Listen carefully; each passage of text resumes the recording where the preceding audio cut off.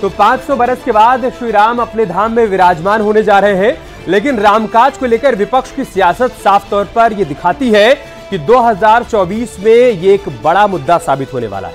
महाबैस में आज राम मंदिर की प्राण प्रतिष्ठा के न्योते को लेकर विपक्ष की चिढ़ का कारण ढूंढेंगे। वहीं सवाल यह भी है कि पहले न्योते का इंतजार हो रहा था और अब जाने से इनकार हो रहा है। बहानेबाजी क्यों की जा रही है? उधर कांग्रेस किस धर्म संकट में फंसी है और आखिर राम मंदिर के मुद्दे पर कंफ्यूज क्यों है? एक खास गेस्ट पैनल के जरिए इन तमाम मुद्दों पर करेंगे महाबैस, लेकिन सबसे पहले आप एक रिपोर्ट। राम ही गति है, राम ही मति है और राम ही इस संपूर्ण सृष्टि का आधार है। पहले न्योते का इंतजार, अब जाने से इनकार। भारतीय जनता पार्टी के बड़े बड़े नेता झाड़ू पकड़ करके झाड़ू लगा रहे हैं। केवल एक जगह झाड़ू लगने से सफाई हो जाएगी कि जब भगवान बुलाते हैं तभी दर्शन पाते हैं आप। बिना बुलाए कोई नहीं जाता। हम अपने घर से निकलने के समय भगवान के दर्शन करके ही निकलते हैं। रामकाज का न्योता, इंडी गठबंधन चिढ़ा। सरकार है बीजेपी की यूपी में और दिल्ली में।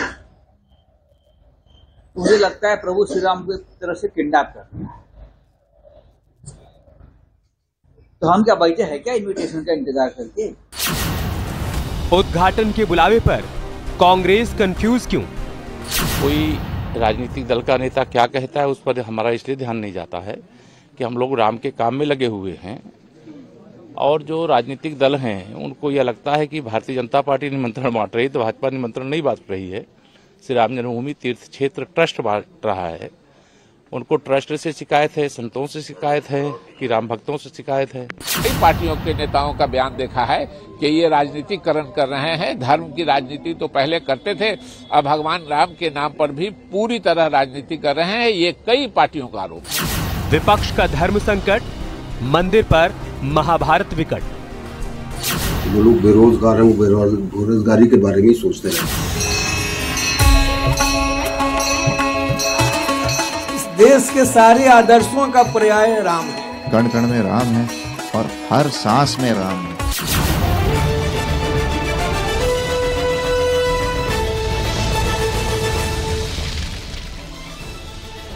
और बहस की शुरुआत करें उससे पहले आपको बता देते हैं कि किन सवालों के इर्द गिर्द आज हम डिबेट को रखने वाले हैं। हमारे पहले राउंड का सवाल क्या होगा, सबसे पहले आपको बता देते हैं। हमारे पहले राउंड का सवाल है कि पहले न्योते का इंतजार और अब जाने से इनकार। पहले कह रहे थे कि न्योता आएगा तो देखेंगे, और अब जब न्योता मिल रहा है तो साफ नहीं कर पा रहे, समझ नहीं पा रहे कि करें क्या। दूसरे राउंड का सवाल है कि रामकाज का न्योता इंडी गठबंधन क्यों चिढ़ा? न्योता मिलने के बाद भी ये चिढ़न क्यों है, ये भी जानने समझने की कोशिश करेंगे। हमारे तीसरे राउंड का सवाल है कि उद्घाटन के बुलावे पर कांग्रेस कंफ्यूज क्यों है? कांग्रेस समझ क्यों नहीं पा रही है कि क्या किया जाए, जाया जाए या ना जाया जाए, और इस कंफ्यूजन के पीछे का कारण क्या है? क्या कांग्रेस को लग रहा है कि इससे नुकसान हो जाएगा? ये भी समझने की कोशिश करेंगे। लेकिन सबसे पहले मेहमानों का परिचय आपसे करवा देते हैं। संजय चौधरी जी हमारे साथ जुड़ चुके हैं, आप प्रवक्ता हैं भारतीय जनता पार्टी के। अली अब्बास काजमी साहब हमारे साथ जुड़ चुके हैं, नेता हैं समाजवादी पार्टी के। इकबाल अहमद साहब जुड़ चुके हैं, नेता हैं कांग्रेस पार्टी के। एच.एस. रावत साहब हमारे साथ जुड़ चुके हैं, हिंदू धर्मगुरु हैं। फाजिल अहमद साहब हमारे साथ जुड़ चुके हैं, आप मुस्लिम स्कॉलर हैं। शुरुआत में अली अब्बास काजमी जी आपसे ही करूंगा। पहले कहा जा रहा था कि न्योता मिलेगा तो जाएंगे, नहीं मिलेगा तब भी जाएंगे। आज अखिलेश यादव साहब कह रहे हैं कि देखिए भगवान बुलाते हैं हम तभी जाते हैं। भगवान आपको बुला नहीं रहे हैं, या आप कंफ्यूज हैं, आप समझ नहीं पा रहे हैं कि क्या किया जाए, जाया जाए या दूरी बनाए रखी जाए? देखिए, भगवान श्री राम से कोई दूरी नहीं बना सकता है। भगवान का बुलावा होगा तो जरूर जाएंगे, लेकिन ऐसे पॉलिटिकल लोग जो भगवान के नाम पे राजनीति कर रहे हैं और जो धर्म के जो लोग हैं उन्हें पीछे करके और अपनी राजनीति चमका रहे हैं, वोट बटोरने की बातें कर रहे हैं, तो इन लोगों के बुलावे से कौन वो हो रहा है? इन लोगों के बुलावा जो है ये जनता को बहका रहे हैं, और जो है चंदा तो हमने भी दिया है, लेकिन इन्होंने चंदे में ही चोरी कर ली। चंदा मैंने चंदा दिया है और अपनी स्वेच्छा से दिया है, लेकिन मेरे पास कोई बुलावा नहीं है, ना मैं बुलावे का इंतजार कर रहा हूँ। हम उचित समय पे जरूर जाएंगे, दर्शन करेंगे, हमें कोई दिक्कत नहीं है, लेकिन हम किसी के बुलावे के या ना बुलावे के मोहताज नहीं है। भगवान जब हमें बुलाएंगे तो हम जरूर जाएंगे। भगवान कैसे बुलाएंगे काजमी साहब? भगवान तो न्योता नहीं भेजेंगे, न्योता ट्रस्ट की तरफ से दिया जा रहा है। और अगर आपके मन में राम है, जैसा आप कह रहे हैं कि राम सबके हैं, राम सब में है, तो फिर जाइए, आपको कोई रोक थोड़ी ना रहा है। आज डिप्टी सीएम केशव प्रसाद मौर्य अयोध्या में झाड़ू लगा रहे थे। अखिलेश यादव साहब को भी उस बात से भी दिक्कत है, वो कह रहे हैं कि एक जगह झाड़ू लगाने से सफाई थोड़ी ना हो जाएगी। भाई एक जगह तो झाड़ू लग रही है, जाइए आप दूसरी जगह आप झाड़ू लगा दीजिए, कोई रोक रहा है क्या? देखिए यहाँ झाड़ू लगा रहे हैं, फोटो खिंचवा रहे हैं ये लोग। पहले अपने मन को साफ करें। पहले इस देश के जो है अल्पसंख्यक लोगों को भी गले से लगाएं, उनके दुखते हुए दिलों को भी थोड़ा सा मरहम लगाएं। ये कोई बात नहीं है कि झाड़ू लगा दिए आपने फोटो खिंचवा लिया है, लेकिन कितने करोड़ों लोगों के दिलों को जो ठेस पहुंचाते हैं। कहते हैं कि जूते मारो सालों को और फिर कोई कार्रवाई नहीं होती है। तो ये क्या दूरी पॉलिसी है? संजय चौधरी जी वो कह रहे हैं कि पहले मन का मैल साफ करिए, उसके बाद सारे मैल अपने आप साफ हो जाएंगे और रामलला बुलाएंगे तो वो जाएंगे। वो आपके बुलावे पर, ट्रस्ट के बुलावे पर, निमंत्रण मिलने पर नहीं जाने वाले हैं। जब राम उनको बुलाएंगे और डायरेक्ट संदेश देंगे, उसके बाद ही वो जाएंगे।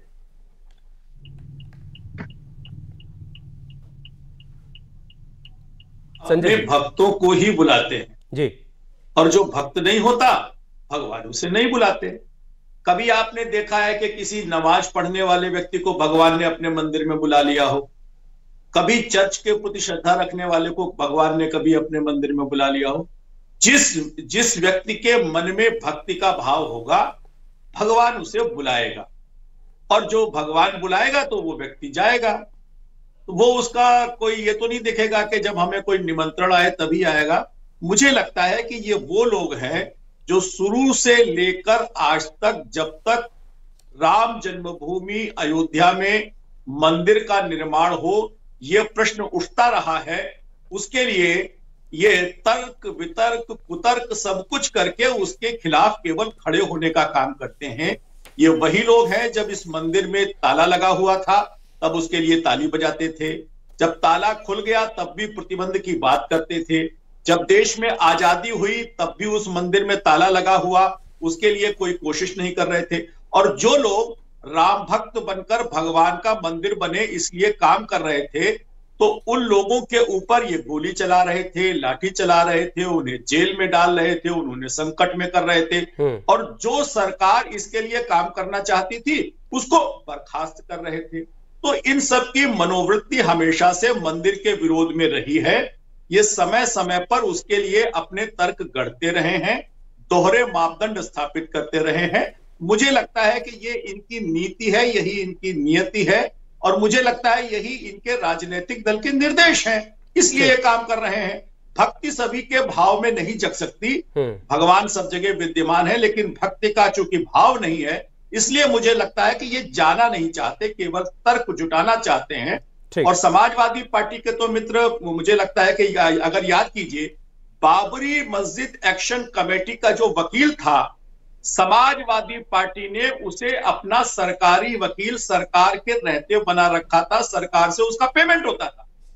तो जिन लोगों का मन ऐसा है, इसी पर काउंटर ले लेते हैं, मनोवृत्ति ऐसी है, जिन लोगों की मन की कामना ऐसी है कि मंदिर न बने, वो ऐसे ही करेंगे।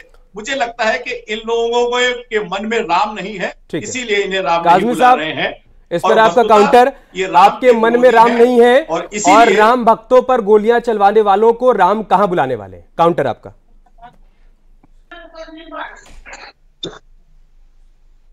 मन में और सबके दिल में राम है, वो आदर्श है हमारे। इन लोगों के लिए वोट का माध्यम है श्री राम।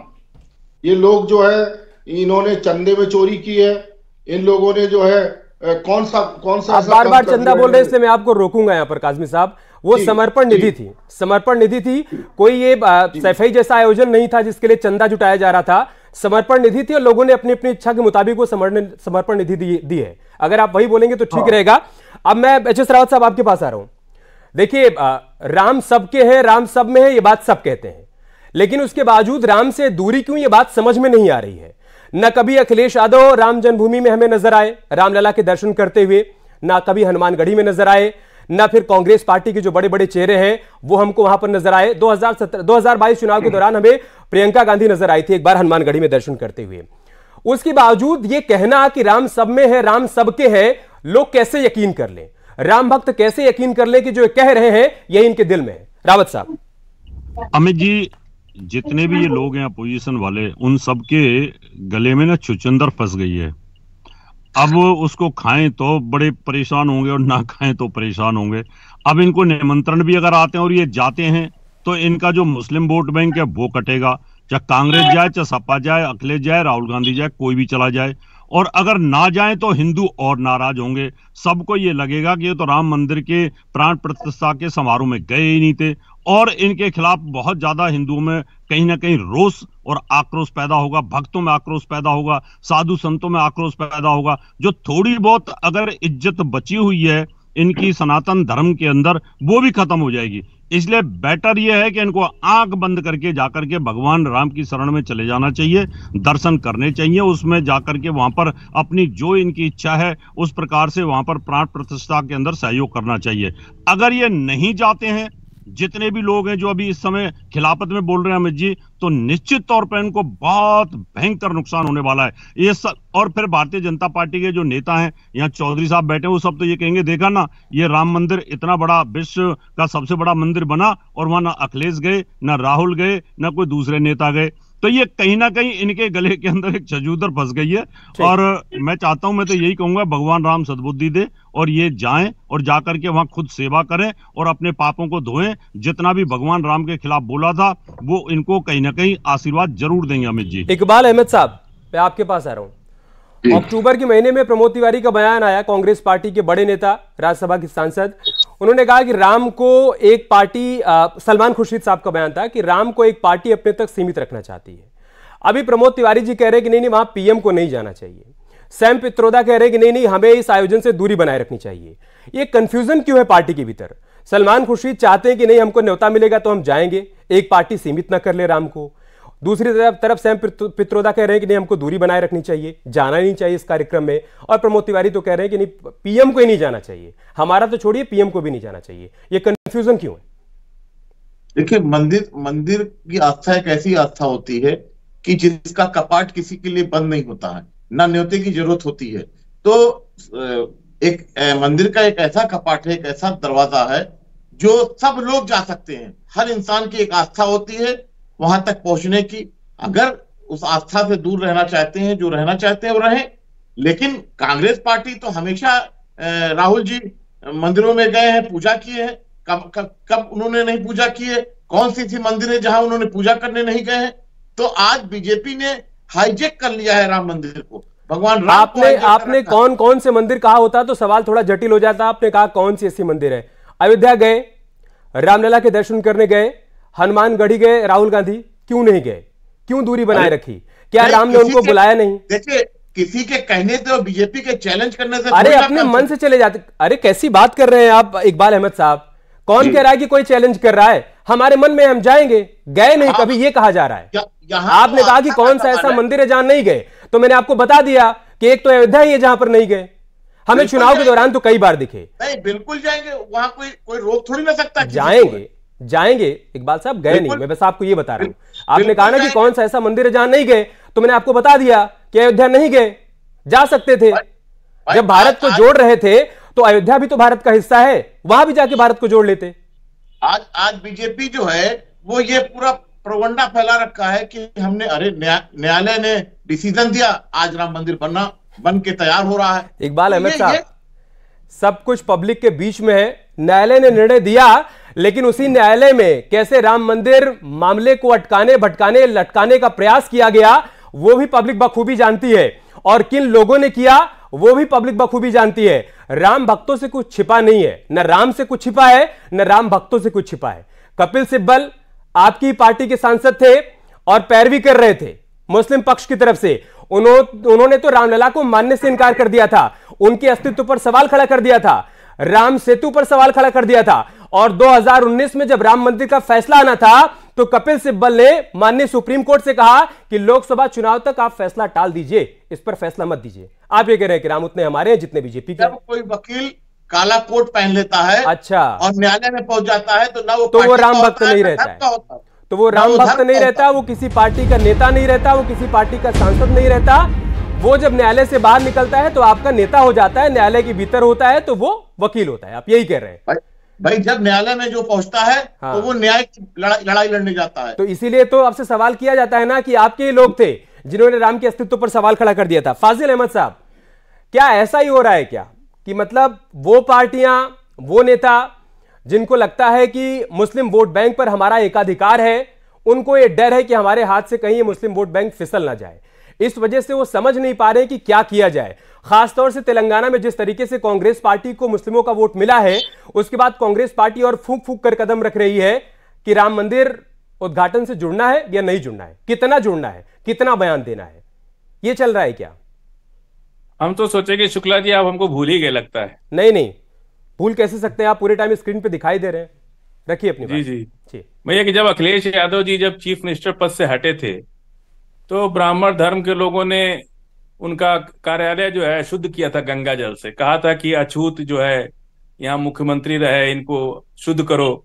अब वही अछूत अगर मंदिर में चले जाएंगे, इसीलिए ये लोग ऐसा माहौल बना रहे हैं कि अखिलेश यादव और राहुल गांधी ये लोग अछूत हैं, ये लोग जाए ना वहां पे। अच्छा, ये खुद नहीं चाहते हैं, नहीं तो इस तरह की जिसको बुलाया जाता है उसके साथ क्या इतना अपमानजनक बात की जाती है। आप भगवान को भी आप अपने नहीं छोड़ रहे हैं। और जिस तरह से अखिलेश यादव को जब उस ऑफिस में बैठने के लिए भी गंगा जल से शुद्ध करना पड़ा, एक शूद्र है, वो पिछड़ी जाति के अखिलेश यादव, तो शूद्र समझ के उनके ऑफिस को गंगा जल से शुद्ध किया गया, तो क्या उनको बुला करके मंदिर में बैठा लेंगे? वो ये बात समझ में नहीं आती किसी को। अरे जब कल्याण सिंह के परिवार को नहीं पूछ रहे, उमा भारतीय भी जिंदा है, उनको नहीं पूछ रहे, उनको नहीं बुला रहे, रामनाथ कोविंद जी हमारे देश के उपराष्ट्रपति हैं, उनको नहीं बुलाया शिलान्यास कार्यक्रम में, राष्ट्रपति महामहिम द्रौपदी मुर्मू जी उनको साथ लेके नहीं जा रहे, तो अछूत को कहाँ यह जगह मिलती है? ब्राह्मण धर्म का तुष्टीकरण कर रहे हैं लोग, मंदिर बना रहे। और एम्स यहाँ दिल्ली में एक अस्पताल है, देश का सबसे बड़ा अस्पताल है, वहां पे हार्ट के मरीज की सर्जरी के लिए 3 साल के बाद डेट मिल रही है। यानी संसाधन नहीं है कि 3 साल के बाद उसकी सर्जरी होगी, हार्ट के मरीज की ऑपरेशन करने के लिए 3 साल के बाद का सर्जरी मिल रहा है, अल्ट्रासाउंड एक्सरे करने का 3 महीने के बाद का टाइम मिल रहा है। ये स्थिति है देश की। ये लोग स्कूल नहीं बना रहे, अस्पताल नहीं बना रहे, कोई भी देश की व्यवस्था, सारा पैसा 205 लाख करोड़ कर्जा हो गया देश पर, और सारा पैसा मंदिर में लगा रहे, सारा पैसा ब्राह्मण धर्म को तुष्टीकरण करने में लगा रहे। अरे भाई ये देश सबका ना है, हिंदू, मुस्लिम, सिख, ईसाई, पारसी, जैन, बुद्धिस्ट, सबका ना है। तो सभी धर्मों को लोगों पर पैसा खर्च करना चाहिए। ये देश का पैसा है, इस देश का पैसा 205 लाख करोड़ कर्जा लेकर के आप खाली मंदिर बनवा रहे हैं, खाली हिंदू ब्राह्मण धर्म के लिए काम कर रहे हैं। आपको टोक रहा हूं, शायद आपको जानकारी नहीं है, शायद आपको एक सेकंड चूंकि आपने फैक्चुअल गलत बोला इसलिए मैं आपको टोक रहा हूं। सरकार ने पैसा नहीं दिया फाजिल अहमद साहब, लोगों ने समर्पण निधि दी है, ट्रस्ट को दी है, और उसी समर्पण निधि से मंदिर बना है, उसी समर्पण निधि से आयोजन हो रहा है। अगर आपके पास इसका कोई अगर आपके पास इसका कोई रिकॉर्ड है, सबूत है, तो आप रखिए पब्लिक फोरम में, आप बताइए कि हाँ सरकार ने दिया वहां पर पैसा।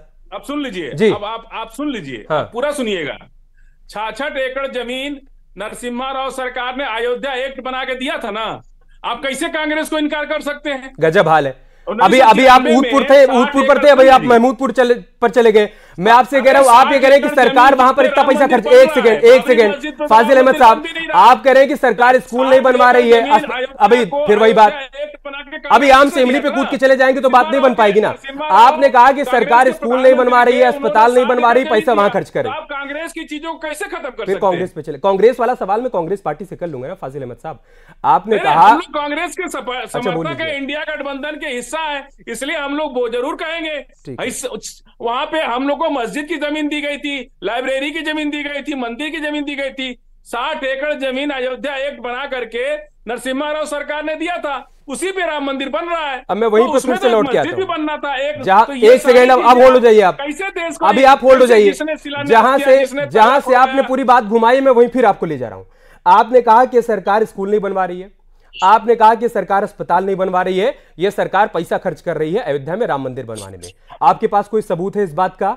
मैंने कहा कि लोगों ने समर्पण निधि दी, ट्रस्ट को समर्पण निधि थी और ट्रस्ट की तरफ से मंदिर बनवाया जा रहा है। इसका सबूत है। अगर आपके पास सबूत नहीं है तो फैक्चुअल गलत मत बोलिए, बस मैं आपसे ये कह रहा हूं। जी बोलिए। 4 लाख, सुन लीजिए, 4 लाख दीपक जलाए गए, 133 करोड़ रुपए सरकार का खर्च हुआ उसमें। 4 लाख दीपक जलाया गया दिवाली के दिन, 133 करोड़ रुपया खर्च हुआ उसमें जी। वो किसका पैसा था? बता रहा हूं मैं के राजस्व का पैसा। मैं आपको बता रहा हूं वहां दिए जलाए गए क्योंकि एक सेकेंड मैं आपको एक सेकेंड अब आपको सुनना होगा, अब आपको सुनना होगा। दीपोत्सव पर आप वहां नहीं थे, मैं था। एक सेकेंड मैं जवाब दे रहा हूं, मैं आ रहा हूं एच एस रावत साहब आपके पास आ रहा हूं। वहां दिए जलाए गए क्योंकि दीपोत्सव मनाया गया। सैफई में सरकारी पैसे पर जब मुजरा करवाया जा रहा था तब आपको इस बात से दिक्कत नहीं थी। जब सैफई में सरकारी पैसे से मुजरा करवाया जा रहा था तब आपको दिक्कत नहीं थी। जब अयोध्या में दीपोत्सव मनाया गया तब आपको दिक्कत हो रही है। मुजरा कौन मनवा रहा, वहां पे आयोजन कर रहा था, आपको मालूम नहीं है क्या? वहां मुजरे का आयोजन कौन करवा रहा था, आपको मालूम नहीं है क्या? आपको नहीं मालूम है संजय चौधरी जी? अब इसी से पता चल रहा है कि आपके मुंह में राम है लेकिन बगल में छुरी है। कभी राम के अस्तित्व को नकारते हैं, कभी रामचरितमानस को बैन करने की मांग करते हैं और कभी कहते हैं कि हमको न्योता नहीं मिल रहा है। संजय चौधरी जी। देखिए, यही तड़पन है और यही दर्द है इन दलों का। हज पे जाए, सब्सिडी बढ़ती जाए, हज हाउस बन जाए, कब्रिस्तान की केवल दीवारें बन जाए, अनुसूचित वर्ग की केवल लड़कियों को मुसलमान इस देश में राजस्व नहीं देता है क्या? मुसलमान जीएसटी नहीं देता है? मुसलमान जीएसटी नहीं देता है क्या? अगर मुसलमान जीएसटी देता है तो नहीं, फाजिल अहमद साहब, फाजिल अहमद साहब, आप बोल रहे थे किसी ने टोका टाकी की नहीं की ना, प्लीज ऑडियो डाउन कर दीजिए। सुनिए, तू मैं वाली डिबेट नहीं करनी है। संजय चौधरी जी, सुनने का, कड़वे सच को सुनने का मादा रखो, कड़वे सच को सुनने का मादा रखो। देश में जब भी विकास की कहीं बात होगी तो यही राजनीतिक दल विरोध में उतर आएंगे। आखिर अगर देश के अंदर बैंक के अकाउंट खुल रहे थे तो उसका विरोध क्यों हो रहा था? जब वैक्सीन लोगों को लगाई जा रही थी तो वैक्सीन का विरोध क्यों हो रहा था? खर्च होता है, किस बात पर हो रहा था? क्यों? क्योंकि उसको लाने वाला नरेंद्र दामोदर दास मोदी जनता के हित के काम कर रहा था। जहां भी मोदी का नाम आ जाएगा वहां उसके विरोध में आके खड़े हो जाएंगे और मुस्लिम तुष्टीकरण की लंबी राजनीति चलती रहेगी। तब तक ताली बजाते रहेंगे। अब देश बदल गया है। बनारस में देखिए, आज गोवा से ज्यादा पर्यटक बनारस में आ रहे हैं। बनारस विकास में हिस्सेदार बनना है। और अयोध्या में केवल राम मंदिर नहीं बनना, अयोध्या में इंटरनेशनल एयरपोर्ट बनना है, अयोध्या में रेलवे स्टेशन बन रहे हैं, अयोध्या में विकास के नए मापदंड स्थापित हो रहे हैं। विकसित अयोध्या, राम के मनोभाव के अनुरूप अयोध्या जो पूरे दुनिया में भारत के गर्व को गौरवान्वित करेगी। और ये 500 साल बाद पूरा हुआ सपना है। मुझे लगता है कि इसको रोकने के लिए इसमें षड्यंत्र डालने से बाज आ जाइए, वरना जितना बचा हुआ जनाधार समाजवादी पार्टी और कांग्रेस के मित्र दलों का है, स्वामी प्रसाद मौर्य जी के विरोध के आचरण के काम आप हिंदू के एक वोट के लिए तरस जाएंगे। मुझे लगता है अभी भी मौका है। राम जन्मभूमि में प्राण प्रतिष्ठा के लिए 22 तारीख तक आपको अवसर है। अपनी गलतियों को मानिए, राम के आगे आके अनुनय विनय करके अपने पश्चाताप कीजिए। यही एक अवसर है। राम मंदिर का निर्माण हो रहा है। मैं अली अब्बास काज़मी साहब आपके पास है, प्लीज। जाति जनगणना का सच सबने देख लिया और जाति जनगणना का वोट कहां था वो भी लोगों ने देख लिया 5 राज्यों के चुनाव में। ओके, अली अब्बास काज़मी साहब, डिम्पल, अरे हो गया। फाजिल अहमद साहब, हो गया। अभी राम मंदिर पर ही रहते हैं, आएंगे जनगणना पर भी। अली अब्बास काज़मी साहब, डिम्पल यादव ने कहा कि न्योता मिलेगा तब भी जाएंगे। नहीं में, अरे फाजिल अहमद साहब, जनगणना पर भी डिबेट कर ली थी और आगे फिर कर लेंगे। अभी जिस मुद्दे पर कर रहे हैं उसी पर रहिए, होल्ड हो जाइए। भी आप ऑडियो डाउन करिए। अली अब्बास काज़मी साहब, डिम्पल यादव करेंगे न्योता मिलेगा तब भी जाएंगे, नहीं मिलेगा तब भी जाएंगे।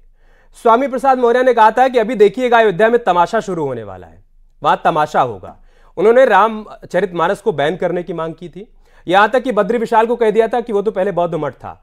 लोग कैसे माने कि डिंपल जो कह रही हैं वही डिंपल के मन में भी है, वही उनका भाव भी है। क्योंकि इसी पार्टी का नेता, उसी पार्टी का एक बड़ा चेहरा जब राम को नकार दे, रामचरितमानस को नकार दे, तो लोग कैसे यकीन करें कि हां जो ये कह रहे हैं ये इनके दिल में। अली अब्बास साहब, देखिए, मौर्य जी के दिल में या मौर्य जी की क्या व्यथा है वो मौर्य जी बताएंगे कि उन्हें इस तरह का स्टेटमेंट क्यों देना पड़ा। जहां तक हमारे समाजवादी लोग हैं, हमारे राष्ट्रीय अध्यक्ष जी और हमारी जो नेता हैं श्रीमती डिम्पल जी, उन्होंने कभी मंदिर जाने को कभी ना मना किया है और हमेशा यही कहा है कि जब भी हमारा भगवान की तरफ से बुलावा होगा हम जाएंगे, किसी के हम पिछलग्गू नहीं है। और ये मंदिर जो है एक पॉलिटिकल पार्टी के झंडे के नीचे बुलावे का बहाना कब तक बनाते रहेंगे काज़मी साहब? ये बुलावे का बहाना कब तक बनाते रहेंगे रामलला? और कैसे बुलाएंगे? आपके पास मौका तो था 2012 से लेकर 2017 तक मुख्यमंत्री थे अखिलेश यादव उत्तर प्रदेश के, जा सकते थे, वो भी अयोध्या के लिए कुछ कर सकते थे, वो भी वहां पर एयरपोर्ट को लेकर एक कदम आगे बढ़ा सकते थे, वो भी रेलवे स्टेशन का काया पलट कर सकते थे, वो भी अयोध्या की सड़कों को चौड़ा कर सकते थे। नहीं किया। राम क्यों बुलाएंगे और कैसे बुलाएंगे, इसका अवलोकन, इसका आकलन आपको ही करना होगा, तभी आप किसी निष्कर्ष पे पहुंच पाएंगे। बहुत बहुत शुक्रिया आप सभी का हमारे साथ जुड़ने के लिए, चर्चा का हिस्सा बनने के लिए। महाबहस में इतना ही। खबरें जारी हैं, आप बने रहिए।